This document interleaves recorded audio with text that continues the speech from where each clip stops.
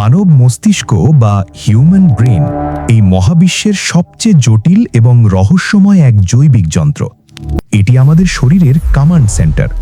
আপনি যা ভাবছেন, করছেন বা অনুভব করছেন সবকিছু নিয়ন্ত্রণ এখান থেকেই হয়। এর ওজন মাত্র 1.3 থেকে 1.4 কেজি, কিন্তু শরীরের মোট শক্তির 20% এটি একাই খরচ করে। গঠনগতভাবে ব্রেনকে প্রধানত 3টি ভাগে ভাগ করা যায়: সেরিব্রাম, সেরিবেলাম এবং ব্রেন স্টেম। সবচেয়ে বড় অংশটি হলো সেরিব্রাম, আমাদের চিন্তা শক্তি, স্মৃতি এবং আবেগের কেন্দ্র এটি। সেরিব্রাম আবার 2টি ভাগে বিভক্ত: ডান এবং বাম গোলার্ধ বা হেমিস্ফিয়ার। মজার ব্যাপার হলো আমাদের বাম ব্রেন শরীরের ডান পাশকে এবং ডান ব্রেন শরীরের বাম পাশকে নিয়ন্ত্রণ করে।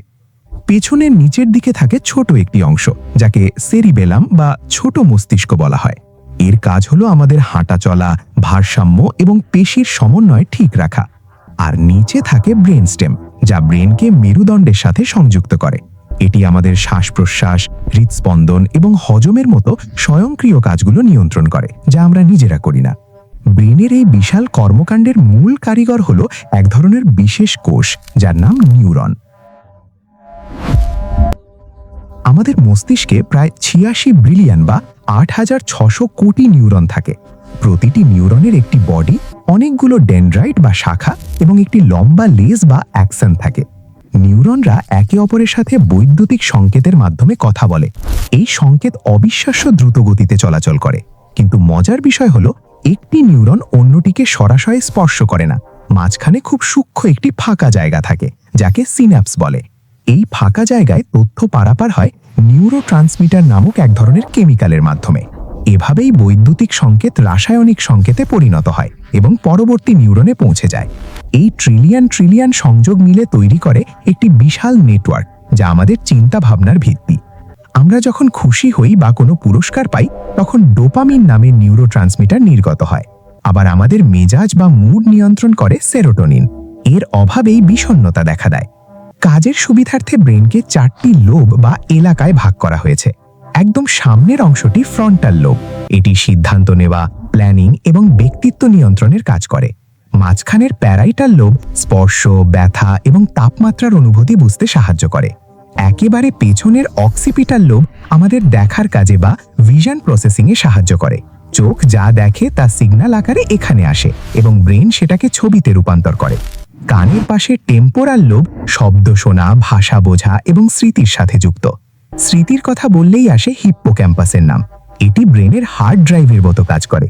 এখানে স্বল্পমেয়াদী স্মৃতিগুলো জমা হয় এবং পরে তা দীর্ঘমেয়াদী স্মৃতিতে পরিণত হয়। এর পাশেই থাকে অ্যামিগডালা। এটি ভয়, রাগ এবং আবেগের কেন্দ্রবিন্দু। বিপদের সামনে পড়লে এই অ্যামিগডালাই আমাদের ফাইট অর ফ্লাইট মোড চালু করে দেয়। ব্রেনের বাইরের অংশকে গ্রে ম্যাটার বলে, যেখানে প্রসেসিং হয়, আর ভেতরের অংশ হোয়াইট ম্যাটার, যা তারের মতো কাজ করে। আমরা যখন ঘুমাই তখন ব্রেন কিন্তু পুরোপুরি ঘুমায় না, সে তখন নিজেকে পরিষ্কার করে। ঘুমের মধ্যে গ্লিমফ্যাটিক সিস্টেম সক্রিয় হয় এবং ব্রেনের বিষাক্ত বর্জ্য পদার্থ ধুয়ে বের করে দেয়। তাই পর্যাপ্ত ঘুম না হলে ব্রেনে টক্সিন জমে যায়, যা দীর্ঘমেয়াদে স্মৃতিশক্তি নষ্ট করে। ব্রেনের সবচেয়ে দারুণ ক্ষমতা হলো নিউরোপ্লাস্টিসিটি, অর্থাৎ ব্রেন তার নিজের গঠন পরিবর্তন করতে পারে। আপনি যখন নতুন কিছু শেখেন বা প্র্যাকটিস করেন, তখন ব্রেনের কানেকশনগুলো আরও শক্তিশালী হয়। বয়স বাড়ার সাথে সাথে ব্রেনের কিছু কোষ নষ্ট হতে পারে, কিন্তু অ্যাক্টিভ থাকলে নতুন কানেকশন তৈরি হতেই থাকে। ব্রেন সচল রাখতে প্রচুর অক্সিজেন দরকার। মাত্র 5 মিনিট অক্সিজেন না পেলে ব্রেন ড্যামেজ শুরু হয়। রক্তনালী বন্ধ হয়ে অক্সিজেন সরবরাহ না থাকলেই তাকে স্ট্রোক বলা হয়।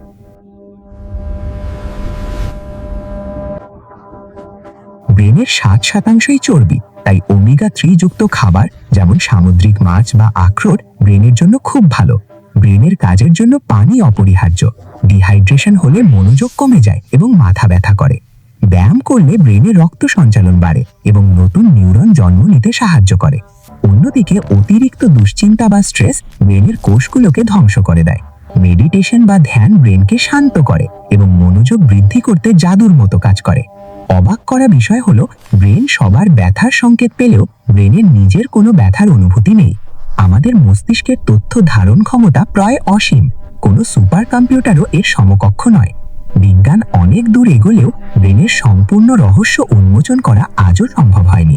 মানবদেহের এই বিস্ময়কর যন্ত্রটি নিয়ে ভিডিওটি ভালো লাগলে লাইক দিন এবং শেয়ার করুন। এমন আরও বিজ্ঞান ও স্বাস্থ্য বিষয়ক ভিডিও পেতে আমাদের চ্যানেলটি সাবস্ক্রাইব করে সাথেই থাকুন।